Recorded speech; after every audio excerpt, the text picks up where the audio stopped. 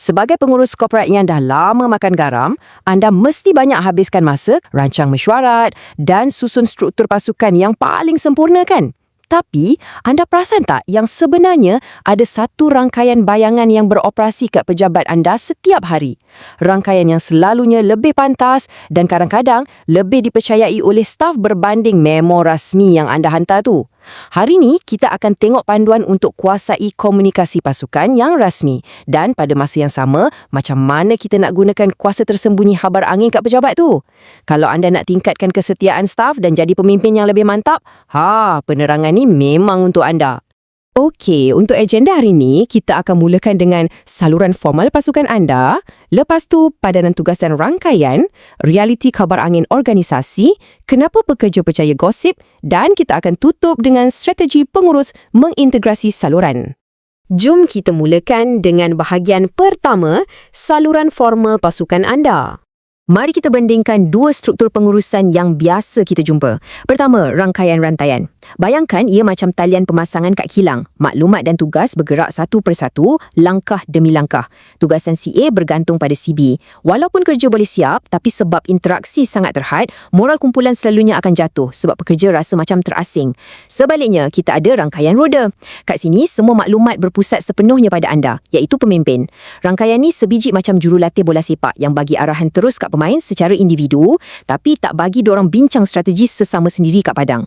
Memang ia sangat pantas untuk tugas yang simple, tapi percayalah, ia boleh jadi bencana besar kalau kerja tu perlukan penyelesaian masalah yang kompleks. Bergerak ke bahagian kedua, padanan tugas dan rangkaian. Hakikatnya, tak ada satu struktur pun yang magic untuk semua benda. Cuba kita tengok kelebihan rangkaian bulatan dan semua saluran. Dalam struktur bulatan, pekerja cuma berhubung terus dengan rakan yang ada latar belakang atau kepakaran yang sama. Struktur ni sangat bagus untuk uruskan tugas yang kompleks dan kepuasan staf jauh lebih tinggi. Tapi, kalau untuk cabaran yang betul-betul perlukan kerjasama padu, rangkaian semua saluran atau all channel adalah penyelesaian terbaik. Kat sinilah maklumat mengalir bebas. Semua orang berbincang dengan semua orang, semangat berpasukan memang kat tahap maksimum. Berbanding dengan struktur rantaian yang boleh jatuhkan moral tadi, semua saluran ni buat pasukan anda jadi sangat inovatif dan cekap selesaikan masalah kompleks. Anda mungkin terfikir, kalau semua orang bercakap dengan semua orang, takkan nanti kelam kabut jadinya? Kat sinilah perisian komputer atau platform kolaborasi digital jadi penyelamat. Alat pengurusan projek ni sangat penting untuk pihak pengurusan atasan atau pasukan silang budaya yang bekerja dari jauh. Ia pastikan semua orang kekal dalam loop perbincangan. Jadi, kerja berpasukan tu tetap utuh walaupun masing-masing berada kat zon masa yang berbeza. Okey, sekarang bahagian ketiga, realiti khabar angin organisasi. Rangkaian bayangan yang kita sebut tadi. Sebut je perkataan gosip atau khabar angin, kebanyakan pengurus mesti rasa tak sedap duduk kan? Tapi sebenarnya, ia cuma cara maklumat tersebar secara tak rasmi, luar dari saluran carta organisasi anda. Benda ni wujud secara semula jadi sebab manusia memang ada sifat ingin tahu. Kenapa anda sebagai pengurus kena peduli pasal ni? Sebab, bila anda bagi maklumat yang tepat, ia akan kurangkan rasa ketidakpastian dalam kalangan staf. Ini sangat kritikal untuk elak salah faham atau maklumat palsu tersebar, lebih-lebih lagi waktu syarikat tengah buat perubahan besar macam penggabungan. Kalau saluran rasmi anda lambat, pekerja akan cari jawapan diorang sendiri. Bersedia untuk satu statistik yang agak mengejutkan. 75%. Kajian menunjukkan yang 75% pekerja sebenarnya dengar berita tentang syarikat atau rombakan organisasi buat kali pertama melalui desas-desus tak rasmi. Bukannya melalui email dari bos. Macam tak percaya kan? Dan kalau anda rasa borak-borak kat pantry ni semuanya auta atau tak betul, tekanan anda meleset. Bukti menunjukkan yang 75 hingga 95% maklumat yang disebarkan melalui khabar angin ni sebenarnya tepat. Ya, rangkaian bayangan kat pejabat anda tu berfungsi dengan ketepatan yang luar biasa. Kadang-kadang lagi efisien daripada sistem memo syarikat. Masuk ke bahagian keempat. Kenapa pekerja sangat percaya pada gosip berbanding saluran rasmi? Rahsianya, cerita-cerita dari khabar angin ni lebih menarik dan ia sampai pada masa yang tepat. Tapi kunci utama kenapa ia sangat tepat adalah sebab wujudnya interaksi secara bersemuka. Bayangkan bila ada berita sensitif tersebar. Bila staf berborak secara bersemuka, diorang dapat maklum balas serta-merta.